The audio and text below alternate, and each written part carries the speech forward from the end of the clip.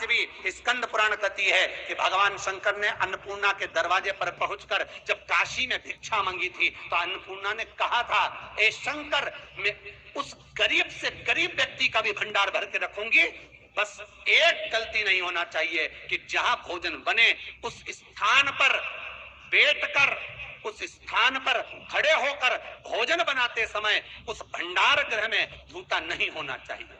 तो मैं भर दूंगी भंडारे।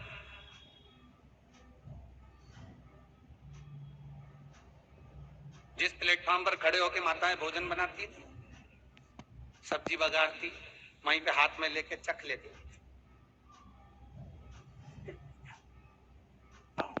मई हरियो जगदम्बा, विचार तो करो। भले तुम भगवान को भोग नहीं लगा रही पर पति तो परमेश्वर है।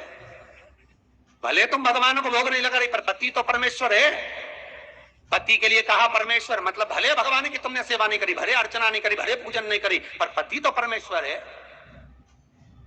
सब में तो वही समाया है। घर में जो सास रहती है वो भी तो मां है, जो पिता रहता है वो भी तो बद्री नारायण है। महाराज फिर क्यों लिया? चक तुम चक कर भी बनाना तो भी तुम्हारे घर में स्वाद नहीं रहेगा। और जिस मंदिर में, आश्रम में, भंडारे में जब तक भगवान का भोग नहीं लगता तब तक चखा नहीं जाता, चाहे नमक डला ना डला, मिर्ची डली ना डली, शक्कर डली ना डली, भंडारे के भोजन में जो मिला दिया, आखिरी में फिर भगवान ने अगर पा लिया तब चखा गया कि अब भोजन में स्वाद है कि नहीं है। तो कभी अन्नकूट की जो सामग्री बनती है, सब्जी बनती है, राम भाजी बनती है, राम भाजा बनता है, मिक्स वेज सब्जी बनती है, भगवान के भंडारे की कद्दू की सब्जी बनती है, उसमें आप भले मिर्ची ना डली, नमक ना डला, फिर भी घर में एक पूड़ी खाते होगे, वहां चार निपटा क्या होगा? क्यों? क्योंकि वहां अन्नपूर्णा स्वयं देने के लिए तैयार खड़ी है। और हमारे घर में तुम चक के बना रही, बेटे को दूध भी दे रही तो बोतल में से 2 बूंद टपका के पहले चख ले रही। बाहर चले जाओ, बाहर चख सकते हो, बाहर जा कर पाओ, फिर बच्चे के लिए दूध में शक्कर मिला लो। और चाय बनाते हुए गैस के ऊपर चाय रखी है, मई उकल रही, मई से चाय की चन्नी से लेके फिर चख ली। कैसे आए रे अन्नपूर्णा, ये तो बताओ। लोग कहते हैं हमारे घर में सारा सुख है गुरुजी, पर शांति नहीं है। हमने शांति ना जाने चली गई क्योंकि किचन में किचकिच भरा गई। शांति कहां से होगी? वहां इतना किचकिच भरा हुआ है, प्रेम, करुणा, वात्सल्यता, स्नेह, समर्पण समाप्त हो गया। तो लड़का और लड़की का विवाह नहीं हो रहा, बहुत हताश हो गए, परेशान हो गए, विवाह संबंध जमी नहीं रहा। किसी भी बुधवार के दिन तांबे के कलश में चने की दाल को भर लीजिए, किसी भी बुधवार, और तांबे के कलश में चने की दाल को भर लो, उसमें 2 गोल सुपारी रख लो, पूजन वाली सुपारी रखकर 2 सिक्के उसमें रख लो, पीले कपड़े से मुख बांध दो, उसका पूजन करो बुधवार के दिन भी, और गुरुवार के दिन उसका पूजन स्नान करने के बाद करना। पर घर में किसी से बात मत करना, मुख से शब्द मत बोलना, मुख झूठा मत करना। पूजन करने के बाद उल्टे हाथ पर कलश को रखकर सीधे हाथ से ढककर कोई ब्राह्मण के घर में जाकर साथ में किसी को ले जाओ, बिना बोले, बिना बात करे, बिना कहे, साथ जाकर ब्राह्मण का दरवाजा बजा दे, बात कर ले और में गया वो, पर तुम्हें नहीं बोलना है। और वो कलश ब्राह्मण के अपनी कामना कर कर वो कलश का दान दे दिया जाए।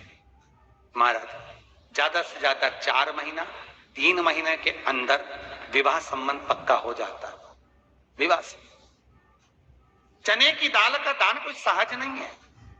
जिस नारी का रजोधर्म के अंतर्गत नारी को जो परेशानियां होती हैं, कोई के 8 दिन पहले, 4 दिन पहले, 3 दिन पहले कहीं ना कहीं रजोधर्म के अंतर्गत जो बीमारियां होती हैं, उसके लिए महाराज 7 चने की दाल के दाने तुलसी महारानी के सामने कटोरी में रखकर तुलसी के 3 पत्ते उसमें डालकर अपनी मनोकामना कर कर तुलसी में 3 बार जल छोड़कर वो तुलसी और वो चने की दाल ले जाएं और उसको धीरे धीरे कर कर एक एक कर कर सुबह शाम दोपहर में उसको खा लीजिए। रजो धर्म से जुड़ी हुई परेशानी समाप्त।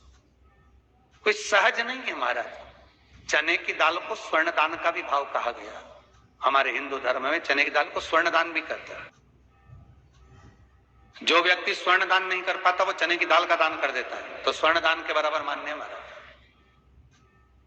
फिर निवेदन करा, चने की दाल का व्याख्यान वर्णन फिर किया गया। मान लो कोई प्लाट है, कोई प्रॉपर्टी है, कोई जमीन है, कोई जायदाद और नहीं बिक रही, बहुत परेशान हो गए, लाखों करोड़ों रुपए तुम्हारे डूब गए और ये प्रॉपर्टी बिके, तब तुम उबरो, तो उसके लिए चने की दाल को एक रात्रि पहले रविवार के दिन घर में गला लीजिए और उसको गलाकर दूसरे दिन उसमें थोड़ा सा चंदन मिलाकर पीस लीजिए। पर पीसना आपको मिक्सर में नहीं है, पीसना आपको सिलबट्टे पर, चकोटी पर, जो आपके यहाँ उससे उसको पीस लीजिए। और पीसने के बाद उसमें थोड़ा सा दूध मिलाकर शिव मंदिर में जाकर शंकर भगवान के शिवलिंग का सोमवार के दिन लेपन करिए। लेपन कर कर अपनी कामना कर कर शिवलिंग पर 3 उंगलियां लगा लीजिए महाराज, अपनी कामना कर कर।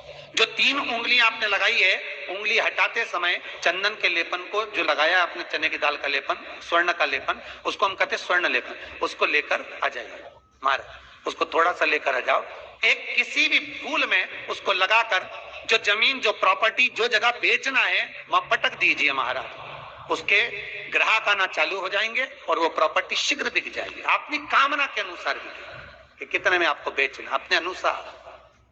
महाराज, चने की दाल स्वर्ण दान के बराबर है। चने की दाल को सहज नहीं समझा जाता। गुरु भक्ति के लिए बहुत मूल है। माताएं कई बार पीले गुरुवार करती हैं या केले के पेड़ के नीचे पूजन करती है तो चने दाल समर्पित करती है। क्यों करती है? उसका भाव है स्वर्ण दान के बराबर, वांछित फल की प्राप्ति के लिए, मनोकामना के लिए।